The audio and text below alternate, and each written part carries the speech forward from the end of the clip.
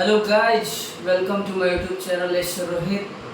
तो गाइज, जैसे कि आप लोग देख रहे हैं कि जो काराकाट क्षेत्र था, लोकसभा क्षेत्र जिसमें पवन सिंह चुनाव लड़े हुए थे, जिनमें उनको जीत हासिल तो नहीं हुई, लेकिन वहाँ पे एक घटना चल रहा है श्रेया को लेकर, जो कि बताया जा रहा है कि उस पर एसिड का छिड़काव किया गया है और कुछ गलत तरीके से मतलब कुछ घटनाएं दी गई है।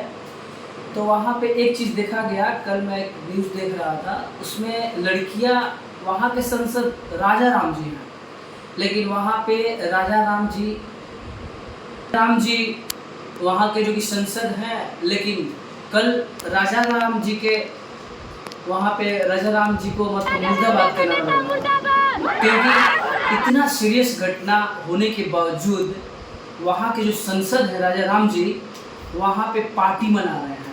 सुनने में आ रहा है कि वहाँ मटन का पार्टी और नाच का पार्टी के लिए वहाँ राजा राम जी गए थे नवीनगर में। बताइए, एक संसद होकर इतना नंदनीय काम करना, मतलब बहुत बुरा लग रहा है ये सब देख के। और एक चीज़ और है, सियासत इनको मिली है जो कि मेहनत नहीं किए हैं, फोकट में मिल गई है। एक तरह से कहा जाए तो फोकट में इनको सियासत मिल गई है।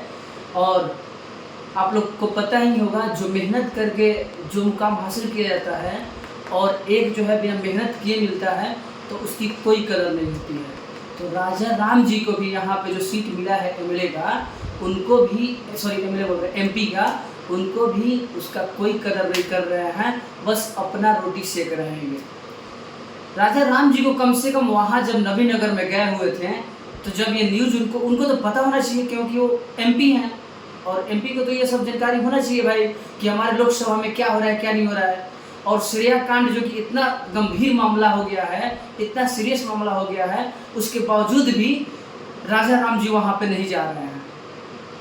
क्यों भाई, क्यों नहीं जा रहे हैं आप? क्योंकि वो लोग राजपूत समाज के लोग हैं, इसकी वजह से। आखिर कब तक ये सब जातिवाद के रूप में आप लोग खोखला करते रहेंगे देश को? बिहार को कब तक पिछड़ा करते रहेंगे आप लोग जातिवाद के रूप में? बताइए, कल पवन सिंह जिंदाबाद का नारा लगा था, क्यों आपका भी नारा लग सकता है, लेकिन ऐसा नहीं हुआ क्योंकि आपने ऐसा कुछ काम ही नहीं किया है। बताइए, जिसके घर की एक 16 साल की बेटी जो कि ऐसी अवस्था में पाई गई है, जिसको देखकर पिता और उसके परिजन जो भी हैं एकदम सदमे पहुंच चुके हैं, और आप वहां पे जाके पार्टी मना रहे हैं, ये कहाँ तक सही बात है? तो जैसे कि इनसे तो पहले भी उम्मीद नहीं था, काराकाट का नसीब ही खराब था जो कि पवन सिंह जैसे हीरा को उन्होंने खो दिया। अब जो पवन सिंह जिंदाबाद का नारा लग रहा है, सुनने में आ रहा है कि कल पवन सिंह शायद वहाँ पे पहुँचने वाले हैं, और इस जो घटना हुआ है, जो श्रेया कांड अभी चल रहा है, इस पर वो गंभीर से गंभीर तरीके से वो इस घटना को सीरियसली तरीके से लेंगे और जितना हो सके अपने तरफ से पूरा कोशिश करेंगे कि जो भी इसका अपराधी है उसको कड़ी से कड़ी सजा दिलाई जाए।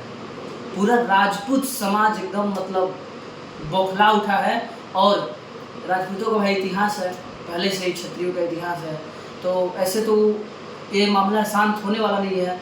अगर इस केस का रिजल्ट अगर नहीं आ रहा है तो वहाँ के प्रशासन को बहुत ही ज़्यादा तकलीफ़ों का सामना करना पड़ सकता है। मैं यहाँ पे राजपूत समाज का ही नहीं बोलूँगा, क्योंकि एक इंसानियत के नाते भी अगर देखा जाए तो ये जो घटना हुई है ये बहुत ही गंभीर घटना है, और इस पर प्रशासन को गंभीर तरीके से इस पर बढ़ चढ़कर आरोपी को पकड़ने के लिए मेहनत करनी होगी। तो वहाँ के जो भी एसपी हैं उनसे निवेदन है कि आप इस घटना को गंभीरता से लें और जो भी आरोपी है उसको कड़ी से कड़ी सजा दी जाए। जैसे कि एक अभी उनका बयान आया था कि 48 घंटे शरीर पानी में रहने से वो जहाँ जहाँ पकड़ा गया है वो शरीर गलने का वो वहाँ से स्किन छोड़ दिया है। तो एक और चीज़ वहाँ पे है कि श्रेया के पॉकेट में जो मोबाइल नंबर था वो क्यों नहीं गला? वो तो कागज़ है ना, कागज़ तो सबसे पहले गलना चाहिए। तो आप लोग ऐसे कब तक लोगों को मूर्ख बनाते रहिएगा? कब तक जनता मूर्ख बनती रहेगी? और कब तक आप लोग अपने कुर्सी के लिए अपने आप को कब तक ऐसे करते रहिएगा? तो इस पर विचार करिए आप लोग। और प्रशासन से भी अनुरोध है कि आप लोग इस पर कड़ी से कड़ी कार्रवाई करें। और पवन सिंह जी तो कल जा ही रहे हैं, और देखना ये होगा कि कल के बाद कैसा माहौल रहेगा। जैसा भी होगा आप लोग के समक्ष जरूर रखेंगे हम लोग, मतलब मैं रखूँगा, और आपको ज़रूर बताऊँगा कि वहाँ का अभी क्या है क्या नहीं हुआ, घटना पर कैसे कैसे कार्रवाई चल रही है। और डंबीनगर थाने में तो अभी मोर्चा चल ही रहा है, कैंडल यात्रा भी सभी लड़कियाँ निकाली हुई है, और सभी लोग इस मामले को बहुत गंभीरता से ले रहे हैं। तो ज़रूरत है प्रशासन को भी कि आप लोग गंभीरता से इस मामले को, क्योंकि जितना ज़्यादा समय लगेगा उतना लोगों में आक्रोश बढ़ते जाएगा। क्योंकि मामला इस टाइप का है, किसी की भी बहन बेटियों को अगर ऐसे किया जाएगा, एसिड अटैक या ऐसे अत्याचार वाला घटना सामने आएगा, तो भाई ऐसा तो होगा, आक्रोश तो बढ़ेगा। क्योंकि वहाँ पे सिर्फ एक श्रेया की बात नहीं है, वहाँ पे हर एक नागरिक की, हर एक बच्चियों की बात है, हर एक बहन बेटियों की बात है वहाँ पे। तो आप लोग प्रशासन लोग से कृपया अनुरोध है कि आप लोग इस घटना को सीरियस लें और जल्द से जल्द मुलजिम को पकड़े। और एक चीज़ और, जल्दबाजी में हम एक चीज़ और बताना चाहेंगे कि आप लोग सही मुजरिम को गिरफ्तार करिएगा, कोई निर्दोष इसमें नहीं फंसना चाहिए।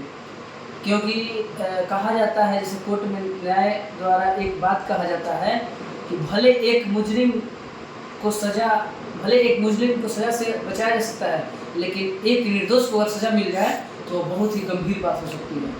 तो पुलिस प्रशासन जो भी हैं, आप लोग कोई निर्दोष को इसमें मत झुकिएगा। क्योंकि ऐसे बहुत सारे कांड देखने को मिल रहा है कि पुलिस जब प्रेशर में जाती है तो किसी भी निर्दोष को उठाकर और इस मामले में घसीट देती है।